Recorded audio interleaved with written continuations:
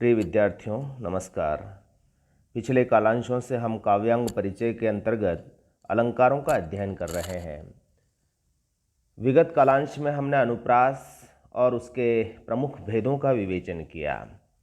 शब्दालंकारों में अनुप्रास के बाद जो महत्वपूर्ण अलंकार है उसका नाम है यमक।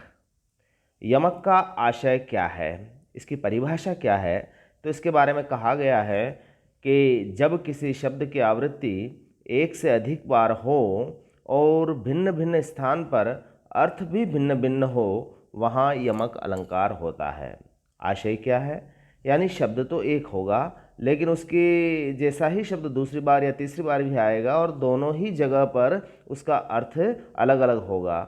उदाहरण के लिए आप देखें, भूषण की जो पंक्ति है कि ऊंचे घोर मंदिर के अंदर रहन वारी, ऊंचे घोर मंदिर के अंदर रहाती हैं। यहाँ शब्द देखें, ऊंचे शब्द है, घोर शब्द है, मंदिर है ना, और अंदर है, ऐसे शब्द हैं। और नीचे ठीक वैसे ही शब्द आए हैं और दोनों ही जगह उनके अर्थ अलग अलग हैं। जैसे देखें आप, ऊंचे घोर मंदिर, यहाँ पर ऊपर जो मंदिर शब्द है उसका अर्थ है महल, यानी ऊंचे ऊंचे महलों में रहने वाली आज उनकी स्थिति क्या हो गई है, ऊंचे घोर मंदिर। यहाँ पर जो दूसरा मंदिर है उसका अर्थ है गुफा, यानी शिवाजी के त्रास के कारण जो मुगल बेग में कभी ऊंचे ऊंचे महलों में निवास करती थी, आज उन्हें दर दर भटकना पड़ रहा है और भय के कारण उन्हें गुफाओं में भी रहना पड़ रहा है। तो मंदिर शब्द के यहाँ पर दोनों अर्थ अलग अलग हो गए हैं, जबकि मंदिर शब्द की आवृत्ति हुई है। तो इसी प्रकार से आपने एक पंक्ति सुनी है, तो पे वारे उर्वशी सुने राधिके सुजान, तू मोहन के उर्वशी। एक तो है यहाँ पर उर्वशी, उर्वशी एक स्वर्ग की अप्सरा है, दूसरा है उर्वशी यानी हृदय में बसी हुई। तो दोनों का अर्थ यहाँ पर हो गया है। इसी तरीके से कनक कनकते सो गुनी मादकता अधिकाय, ये प्रसिद्ध पद आपने पिछली कक्षाओं में पढ़ा है। एक कनक का अर्थ होता है धतूरा और दूसरा कनक का अर्थ होता है सोना। तो दोनों का अन्वय यहाँ पर यह आता है कि सोने से भी ज़्यादा, धतूरे से भी ज़्यादा मादक सोना होता है, क्योंकि उसको तो खाने पर व्यक्ति पागल होता है, इसको पाने मात्र से हो जाता है। तो ऐसे कई उदाहरण हैं। जब हम यमक के प्रकारों की चर्चा करते हैं तो उसे दो भागों में बांटते हैं, एक सभंग यमक और दूसरा अभंग यमक। सभंग यमक को परिभाषित करते हुए आचार्यों ने कहा है कि इसमें किसी शब्द को तोड़ने पर अर्थांतर होता है। जैसा कि इसका नाम है सभंग, यानी उसको भंग करने पर निकलेगा। जैसे कुमोदिनी मानस मोदिनी कहाँ, यहाँ पर कुमोदिनी शब्द है और कु हटा करके फिर पीछे मोदिनी कर दिया, तो यहाँ पर मोदिनी और कुमोदिनी का शब्दांश है, तो यहाँ पर सभंग यमक हो गया। ठीक इसी प्रकार दूसरा है अभंग यमक, इसमें इसका विपरीत है, इसमें शब्दों को बिना तोड़े ही यमक के रूप में प्रयुक्त किया जाता है। जैसे माधव मास की यह रजनी, सजनी अरि माधव आए नहीं। यहाँ पर माधव मास की बात की है और दूसरा फिर माधव के लिए, यानी एक कृष्ण के लिए है और एक महीने के लिए है। तो यहाँ पर अभंग यमक है। तो यमक के दो प्रकार हुए, सभंग यमक और अभंग यमक। शब्दालंकारों की श्रेणी में ही एक महत्वपूर्ण अलंकार है श्लेष, जिसमें शब्द तो एक से होता है लेकिन उसके कई सारे अर्थ होते हैं। यानी एक बार शब्द आ गया लेकिन जैसे ही अन्वय बदला जाएगा उसका अर्थ वहाँ पर भिन्न हो जाएगा। एक बहुत बड़ी पंक्ति है कि सुवर्ण को ढूंढत फिरे कवि कामी अरुचोर, यानी सुवर्ण एक शब्द आया है और उसको ढूंढते फिरते हैं कौन कौन, कवि भी होता है, कामी भी करता है और चोर भी करता है। यानी सुवर्ण को तीनों ही व्यक्ति ढूंढते हैं। कवि के लिए जहाँ सुवर्ण शब्द का आएगा तो वो आएगा अच्छे अच्छे अक्षरों का चयन करना, यानी जब वह रचना करता है तो सुलालित्यपूर्ण या जो उस गुण के अनुरूप अपने शब्दों का चयन करता है, वर्णों का चयन करता है। तो कवि के लिए वर्णों का चयन यानी अक्षरों का चयन, शब्दों का चयन बड़ा महत्वपूर्ण होता है। दूसरा होता है कामी, जो सुवर्ण को ढूंढता है, यानी सुंदर वर्ण को ढूंढता है, यानी वह नायिका जो सुंदर वर्ण की है उसकी तलाश में वह रहता है। और तीसरा जो चोर होता है वह क्या करता है कि सोने की तलाश में रहता है, यानी स्वर्ण जो इसको चोरी करना है वो बहुमूल्य धातु है, बहुमूल्य आभूषणों की तलाश में रहता है। तो ऐसी स्थिति में यहाँ पर सुवर्ण शब्द तो एक आया है, लेकिन तीनों ही अन्वयों के लिए उसका अर्थ बदल गया है। तो तीन जो अर्थ यहाँ पर प्रकट होते हैं सुवर्ण के, एक तो सुंदर अक्षर के रूप में, दूसरा सुंदर रूप के रूप में, और तीसरा सोना के रूप में। अब हम श्लेष के विभिन्न प्रकारों की चर्चा करते हैं कि इसके भी दो भेद माने गए हैं, एक शब्द श्लेष है और एक अर्थ श्लेष है। अब शब्द श्लेष में क्या होता है कि जहाँ अलंकारों का सौंदर्य शब्द विशेष पर आधारित होता है, सीधा सा अर्थ हो गया कि यहाँ पर शब्द में श्लेष छिपा रहता है। इसके फिर दो भेद होते हैं, एक सभंग होता है, एक अभंग होता है। सभंग का सीधा सा आशय यही है कि शब्द को तोड़ना पड़ता है, वहाँ पर श्लेष निकलता है। जैसे चिर जीवो जोरी जुरे क्यों न स्नेह गंभीर को गटी ए वृष भानुजा वे हलधर के वीर। अब यहाँ पर देखें आप, वृष भानुजा शब्द है और हलधर के वीर शब्द है, इन दोनों में श्लेष है, लेकिन आपको शब्द को तोड़ना पड़ेगा। कैसे? वृषभ की अनुजा यानी मतलब हो गया गाय, और वृष भानुजा, तो वृष भानुजा का मतलब हो गया है राधा, यानी वृष भानु की पुत्री राधा। तो यहाँ पर जो वृष भानुजा शब्द का दो अर्थ निकल रहा है, एक तो गाय और एक राधा, लेकिन वह कब निकल रहा है? जब उनको हमें तोड़ना पड़ा। इसी तरह से हलधर के वीर, हलधर के वीर का अर्थ तो हो गया बलराम के भाई कौन हो गए? कृष्ण हो गए, और दूसरा हलधर के वीर हो गए बैल के अर्थ में। यहाँ एक तरफ तो वृष भानुजा का अर्थ होता है राधा और हलधर के वीर का होता है कृष्ण, और दूसरा अर्थ होता है गाय और बैल। तो इस तरह से सभंग श्लेष इसमें हुआ।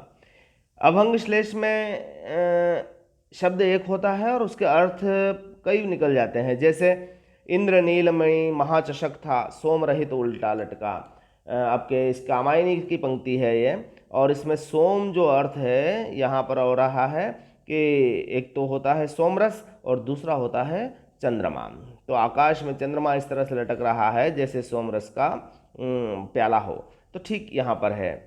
दूसरा जो प्रकार मैंने बताया शब्द श्लेष के बाद अर्थ श्लेष का, तो यहाँ पर श्लेष जो होता है वो अर्थ में प्रकट होता है। जैसे या अनुरागी चित्त की गति समुझे नहीं कोय जो जो बूढ़े श्याम रंग त्यों त्यों उज्ज्वल होय। अब यहाँ पर आप उसके पंक्ति का अर्थ में निकालना पड़ेगा कि वहाँ पर इस उज्ज्वल का अर्थ क्या निकल रहा है। तो यहाँ पर स्पष्ट हो जाएगा कि उज्ज्वल का अर्थ होता है शुभ्र भी होता है, स्वच्छ भी होता है और मन से शुद्ध भी होता है। और ये तीनों ही परिस्थिति में यहाँ पर यह उसके अपने अन्वय के साथ अर्थ को प्रकट करने में सक्षम है। तो हमने यमक को देखा, श्लेष को देखा। एक शब्द अलंकार है वक्रोक्ति। वक्रोक्ति का यदि हम संधि विच्छेद करते हैं तो निकलता है अर्थ वक्रधन उक्ति, अर्थात टेढ़ा कथन। यानी जहाँ श्रोता वक्ता के शब्दों का उसके अभिप्राय से भिन्न अर्थ कल्पित करता है, यानी वो कहना कुछ चाहता है और सामने वाला श्रोता उसका अर्थ कुछ और लेता है। जैसे को तुम है घनश्याम हम, राधिका के द्वार पर जाकर के कृष्ण दरवाजे की सांकल बजाते हैं और कहते हैं, इशारा करते हैं आप बुलाने को, तो अंदर से आवाज़ आती है को तुम। तो घनश्याम आवाज़ देते हैं कि हम घनश्याम हैं। तो राधिका वक्रोक्ति के माध्यम से वो जानबूझ करके कहती है यदि घनश्याम हो तो बरसों जाकर के कहीं पर जाकर के यहाँ घर पे क्या काम है। तो घनश्याम के दो अर्थ हो गए, एक तो हो गया कृष्ण के लिए और दूसरा हो गया बादल के लिए। तो राधा यहाँ पर जानबूझ करके घनश्याम का अर्थ बादल कल्पित करती है। तो इसी तरीके से भिक्षुक गो कित को गिरिजे सोतो मांगन को बलिद्वार गयोरी। यहाँ पर पार्वती के पास लक्ष्मी जाती है और जानबूझ करके उसे अपने उनके पति के लिए कहती है कि तुम्हारा वो भिखारी कहाँ गया है गिरिजे। भिक्षुक गो कित को गिरिजे, यानी शिव के लिए वो भिखारी शब्द प्रयुक्त करती है।